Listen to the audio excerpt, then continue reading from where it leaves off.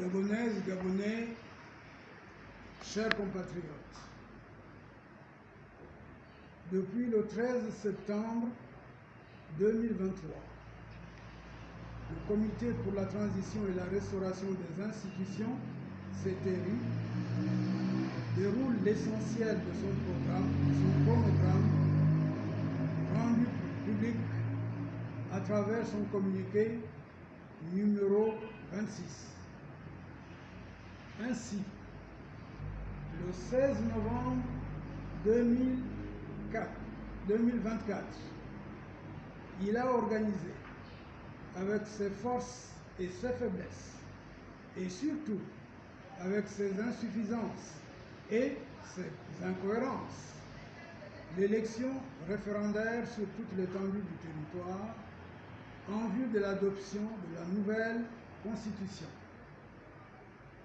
Pour mémoire, les Gabonaises et les Gabonais ont souvenance que le CTRI avait, dès sa prise de pouvoir, fait la promesse d'installer un état de droit dans notre pays, nous citons, et de laisser les Gabonais décider démocratiquement.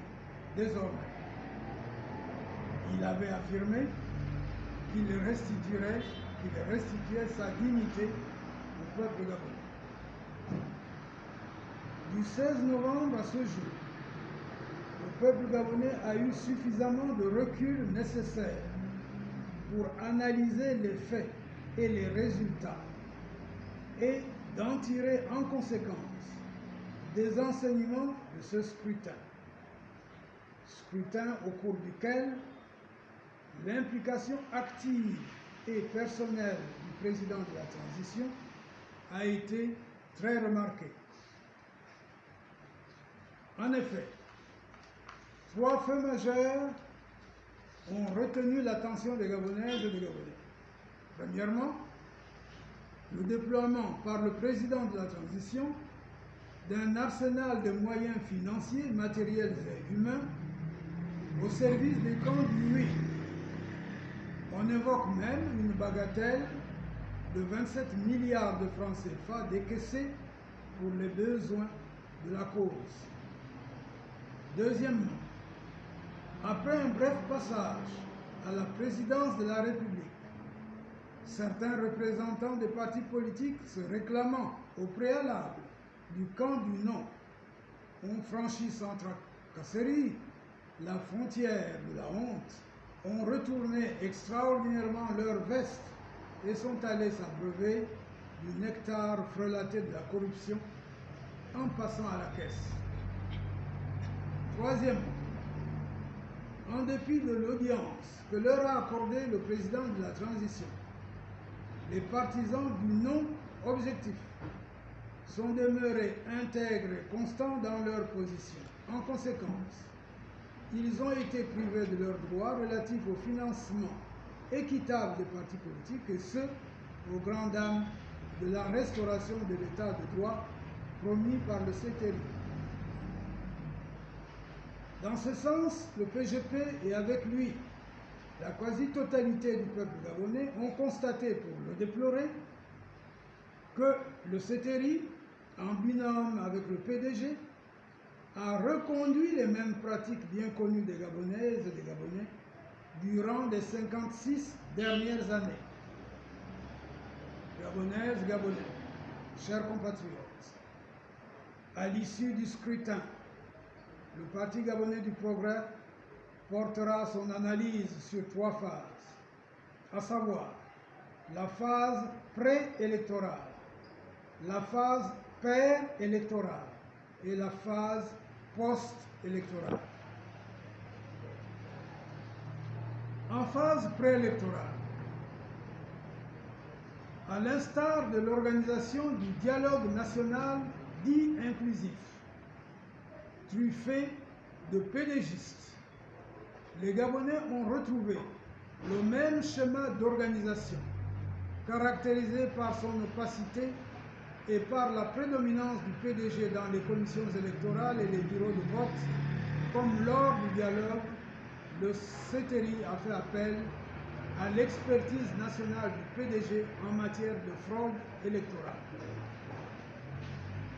le scrutin du 16 novembre 2024 devrait être renvoyé ou, au pire des cas, annulé. Nous avons en mémoire qu'un groupe de compatriotes avait introduit un recours en annulation auprès de la Cour constitutionnelle pour dénoncer le caractère illégal des organisateurs de cette consultation référendaire. Il s'appuyait sur l'article 116, alinéa 1 du titre 12 de la Constitution de 1991, relatif à la révision de la Constitution de la République gabonaise, qui dispose, je cite, « L'initiative de la révision appartient concurremment au président de la République, au Conseil des ministres entendu et aux membres du Parlement. » Fin de citation. Dans un état de droit, la saisine d'une instance juridique par un citoyen ou un groupe de citoyens a un caractère suspensif jusqu'à ce que la décision sur l'objet incriminé soit rendue. En toute logique, l'élection ne se serait pas tenue à cette date. La question endémique de la liste électorale, qui constitue l'une des jambes de force sur laquelle s'est toujours appuyé le PDG pour orchestrer sa fraude électorale, a refait surface. Les électeurs décédés il y a plusieurs années font encore partie du collège électoral. Les centres de retrait de cartes d'électeurs n'ont pas connu l'engouement des grandes joutes électorales de 2009, 2016, 2023. Ce faible engouement était annonciateur du faible taux de participation qui pointait à l'horizon. En phase paire électorale. Cette phase a été la plus homérique où le PDG à la manœuvre, où les PDGistes à la manœuvre ont rivalisé d'ardeur pour justifier les sommes d'argent perçues et attirer l'attention du président de la transition dans l'optique du partage du gâteau et de la distribution de prébendes. Ils se sont attelés à la course au meilleur pourcentage. Corruption à grande échelle, achat de conscience, bourrage des urnes, utilisation surdimensionnée des procurations, tout y est passé, à tel point que, dans certaines localités, le nombre d'inscrits équivalait à celui de votants, démontrant ainsi que dans ces localités, il n'y a pas eu de décès entre-temps, et que les malades se sont subitement rétablis pour aller remplir leurs devoirs citoyens. Aucun empêchement ne pouvant aliéner cette détermination. Dans plusieurs localités, on a enregistré des scores où le nombre de votants était supérieur à celui d'inscrits sur la liste électorale. C'est ainsi que, le ridicule n'étudiant pas, on a enregistré des scores de 100% dans plusieurs bureaux de vote. Cet état de fait était prévisible, d'une part, par l'absence de représentativité paritaire dans les commissions électorales et les bureaux de vote, et d'autre part, par la volonté de prouver à tout prix que l'électorat était acquis à la cause des partisans du oui. En phase post-électorale, comme si les résultats étaient préparés à l'avance, comme si toutes les provinces du Gabon sont désormais interconnectées. Le ministre de l'Intérieur annonça au soir du scrutin le taux de participation des plus élogieux, atteignant le pic de 71%. Ce taux passa de 71 à 52% en quelques heures. Une décroissance abyssale qu'aucune logique et qu'aucun modèle mathématique ne peuvent expliquer.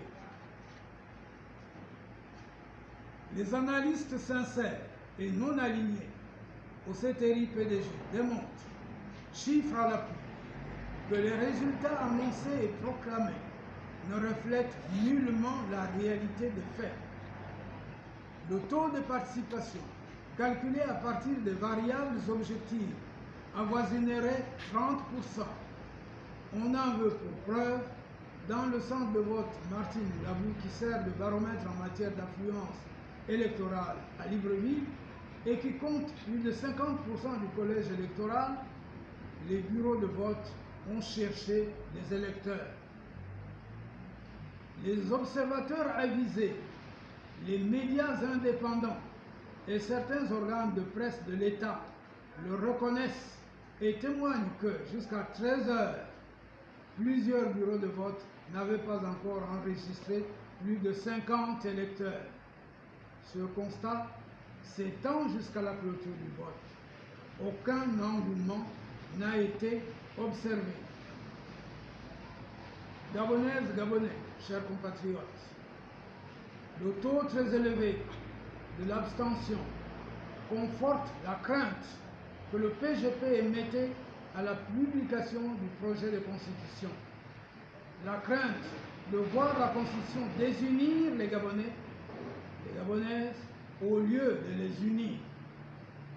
Ainsi, si l'objectif visé par les concepteurs du projet de constitution est la désunion de la nation, alors il faut dire que l'objectif est largement atteint. Car, hormis les modifications intempestives de la Constitution de 1991 par les Bongo père et fils, aucun texte de loi n'a jamais rencontré un aussi faible consentement national. Mais si l'objectif recherché est de doter le Gabon d'institutions fortes, qui soient l'expression la plus élevée de la volonté du vivre ensemble dans la paix, la justice, la liberté et l'unité nationale, le camp du oui et son chef, le FIR, aurait dû y avoir le triomphe modeste face à ce qui apparaît comme un camouflet. Il ne devrait pas se contenter de ce menu fretin obtenu par des fraudes massives que le PGP et la quasi-totalité des Gabonais craignaient. La fraude massive que le PGP et la quasi-totalité des Gabonais croyaient reléguée au calende grec. Mais force est de constater que les habitudes ont la peau dure, comme on dit.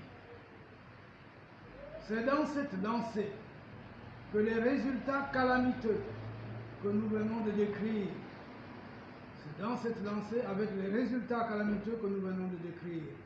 qu'est mis en place un comité de rédaction d'un nouveau code électoral dans le même état d'esprit que celui qui a présidé à l'organisation, à la tenue du dialogue national et à la rédaction du projet de constitution, c'est-à-dire une équipe très largement contrôlée par le CTRI et le PDG. Au regard de multiples expériences fâcheuses du passé, dont la plus récente est l'organisation du référendum par le seul ministre de l'Intérieur, il aurait fallu que la Commission nationale de rédaction de l'avant-projet du Code électoral fût réellement inclusive, intégrant aussi bien la société civile que les partis politiques. Les derniers cités disposant déjà d'une expertise avérée en la matière et d'un projet de code électoral profondément réfléchi et élaboré dans le cadre du Conseil national de la démocratie, CND. Le PGP milite pour un code électoral le plus consensuel possible, qui mette le Gabon à l'abri des soubresauts et des tragédies post-électoraux à l'instar de ceux enregistrés en 1993, 1998, 2009 et 2016. Au final, le nouveau code électoral devrait refléter une commission nationale réellement réhabilitée, une commission nationale réellement indépendante, en charge des opérations électorales, au lieu du ministère de l'Intérieur, juge et parti, comme cela s'est révélé de façon caricaturale à l'occasion de la consultation référendaire du 16 novembre 2024. Gabonaises, Gabonais, chers compatriotes, le Parti gabonais du progrès tenait par la présente occasion à vous livrer sa part de vérité sur la situation politique que traverse notre pays depuis la survenue du coup d'État du 30 août 2023 et la prise du pouvoir par le CTRI présidé par le général de brigade Brice-Clotaire Oligui Nguema. Le Parti gabonais du progrès en avait pris acte et indiqué clairement qu'il accompagnerait le processus annoncé de restauration des institutions comme de rendre sa dignité au peuple gabonais. Individuellement, en tant que parti autonome, et collectivement comme membre actif de la CNR, le Parti gabonais du progrès